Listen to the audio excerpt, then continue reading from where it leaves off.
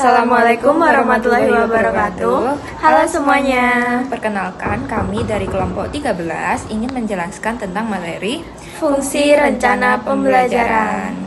Dengan saya, Sylvia Dewi Khairunisa, dan rekan saya, Galia Ayu Budiningsih. Simak terus videonya ya. Halo semuanya, pada kesempatan ini saya akan memaparkan tentang fungsi rencana pembelajaran. RPP merupakan salah satu dokumen penting yang wajib disusun oleh guru sebelum proses pembelajaran berlangsung. Konsep dasar perencanaan dalam pendidikan. Perencanaan adalah proses menyusun langkah-langkah untuk mencapai tujuan tertentu dengan memperhatikan kondisi dan sumber daya yang tersedia. Dalam konteks pendidikan, perencanaan berfungsi untuk mengatur arah dan langkah kegiatan pembelajaran agar tidak berlangsung secara acak atau spontan. Guru yang menyusun rencana pembelajaran dengan baik akan mampu mengajar secara efektif, efisien, dan bermakna bagi siswa.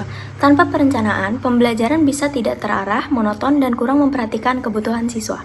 Lalu ada 4 ciri perencanaan yang baik. Yang pertama ada tujuan yang jelas, yang kedua ada rasionalitas, yang ketiga ada efisiensi, yang keempat ada fleksibilitas. Definisi menurut para ahli.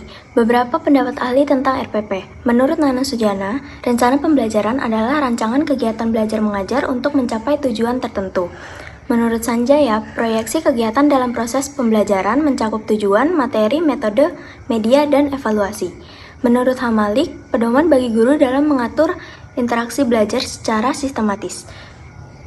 Joyce Weil and Calhoun, perangkat pengajar untuk membantu guru memilih model pembelajaran yang sesuai. UU Nomor 20 Tahun 2003, kurikulum wajib dijabarkan dalam bentuk program pembelajaran yang operasional, yaitu RPP. Hubungan RPP dengan kurikulum. Kurikulum berisi tujuan dan kompetensi yang harus dicapai. RPP menjabarkan bagaimana cara mencapai kompetensi itu di kelas. Jadi, kurikulum itu peta jalan, RPP itu itinerary perjalanan. Tanpa RPP, guru tahu tujuannya tapi tidak tahu langkah konkretnya. Silabus dan RPP. Silabus bersifat makro, memuat seluruh kompetensi dasar dalam 1 semester atau 1 tahun. RPP bersifat mikro, menjabarkan kegiatan untuk 1 pertemuan. Keduanya itu saling melengkapi. Silabus memberi arah umum, RPP memberi rincian pelaksanaan. Rencana pembelajaran penting dari berbagai aspek. Yang pertama ada pedagogis, memastikan pembelajaran sesuai dengan tujuan. Yang kedua ada manajerial, membantu guru untuk mengatur waktu dan sumber daya. Yang ketiga ada profesionalisme, menunjukkan kesiapan guru. Yang keempat ada evaluasi, menjadi acuan menilai keberhasilan pembelajaran. Selanjutnya ada fungsi rencana pembelajaran. Yang pertama sebagai pedoman guru, menjadi panduan langkah-langkah pembelajaran dari awal hingga akhir. Contoh, guru matematika tahu kapan harus memberi contoh, diskusi, dan evaluasi. Yang kedua sebagai alat manajemen kelas, membantu guru mengatur interaksi dan dinamika kelas, termasuk antisipasi kebosanan siswa. Yang ketiga sebagai sarana evaluasi. Evaluasi harus sesuai tujuan dalam RPP, sehingga hasil belajar bisa diukur dengan jelas. Yang keempat sebagai motivasi siswa. RPP memuat kegiatan pembuka yang menarik, misal apersepsi, cerita singkat, atau permainan. Yang kelima sebagai upaya efisiensi waktu dan sumber daya. Semua langkah sudah direncanakan, jadi tidak ada waktu terbuang untuk hal yang tidak relevan. Yang keenam sebagai bukti profesionalisme guru. Guru profesional selalu siap mengajar dengan perangkat lengkap, termasuk RPP. Selanjutnya ada ilustrasi pada beberapa mata pelajaran. Yang pertama ada matematika, RPP fokus pada latihan soal dan pemahaman konsep. Yang kedua bahasa Indonesia, menekankan keterampilan berbahasa, membaca, menulis, dan berbicara. Yang ketiga ada IPA, RPP perlu detail tentang prosedur eksperimen. Yang keempat IPS, menyiapkan aktivitas diskusi dan studi kasus.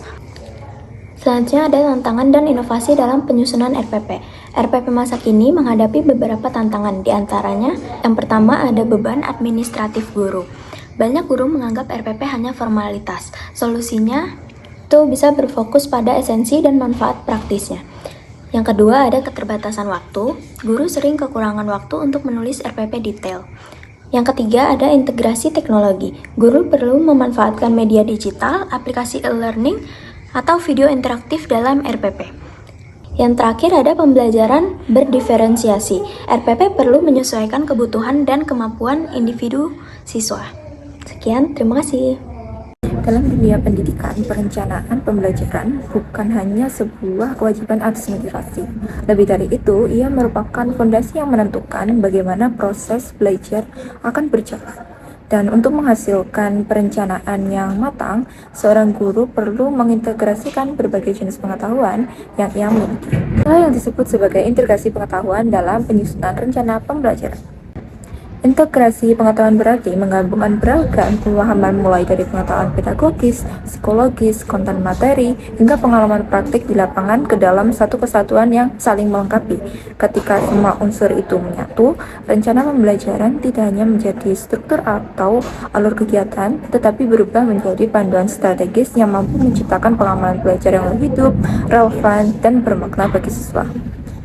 Mari kita mulai dari pengetahuan pedagogi psikologis. Bagian ini berbicara tentang bagaimana guru memahami cara siswa belajar, perilaku siswa, motivasi mereka, serta perbedaan kemampuan yang ada di dalam proses. Teori-teori belajar seperti kognitivisme membantu guru memahami bagaimana informasi diproses oleh otak. Pendekatan historis kultural memberi gambaran bahwa lingkungan sosial mempengaruhi cara siswa memahami materi. Sementara itu, pandangan humanistik menekankan pentingnya melihat siswa sebagai individu dengan kebutuhan dan karakter unik. Dengan pengetahuan pedagogis dan psikologis yang kuat, guru tidak hanya menyampaikan materi, tetapi juga merancang pembelajaran yang menciptakan rasa aman, nyaman, dan juga menyenangkan. Guru dapat menyesuaikan metode, menentukan interaksi, memilih media, serta membangun suasana kelas yang memudahkan siswa terlibat secara aktif. Berikutnya adalah pengetahuan konten. Ini adalah kemampuan guru menguasai materi pelajaran secara mendalam, bukan sekedar di permukaannya saja. Pengetahuan konten ini meliputi pemahaman konsep dasar, prinsip, teori, prosedur, hingga bagaimana topik-topik dalam suatu mata pelajaran saling berhubungan. Penguasaan konten yang baik memungkinkan guru menjelaskan materi dengan logis, serta memberi contoh yang relevan, dan juga menjawab pertanyaan siswa dengan tepat. Tidak hanya itu, pengetahuan konten juga membuat guru mampu mengaitkan materi dengan konteks di dunia nyata. Misalnya konsep matematika dikaitkan dengan perhitungan sehari-hari atau materi kejuruan dikaitkan dengan situasi di industri. Hal ini membantu siswa melihat manfaat nyata dari apa yang mereka pelajari. Namun, banyak guru yang hanya memiliki konten kuat tetapi kesulitan menyampaikannya dengan cara yang mudah dipahami. Disinilah pentingnya pedagogical content knowledge atau PCK yang diperkenankan oleh Schulman. PCK adalah kemampuan mengubah materi pelajaran menjadi bentuk yang dapat diakses oleh siswa tanpa menghilangkan makna akademisnya. Seorang guru dengan PCK yang baik tidak hanya menguasai materi tetapi juga tahu bagaimana menjelaskan materi tersebut dengan bahasa yang sesuai, metode yang tepat, serta strategi yang efektif. Misalnya, guru dapat memilih analogi, membuat demonstrasi, menyederhanakan konsep kompleks, atau menyusun langkah belajar yang bertahap sesuai kemampuan siswa. PCK juga mencakup kemampuan menilai pemahaman siswa, mengidentifikasi miskonsepsi, dan menyesuaikan pembelajaran berdasarkan hasil evaluasi tersebut.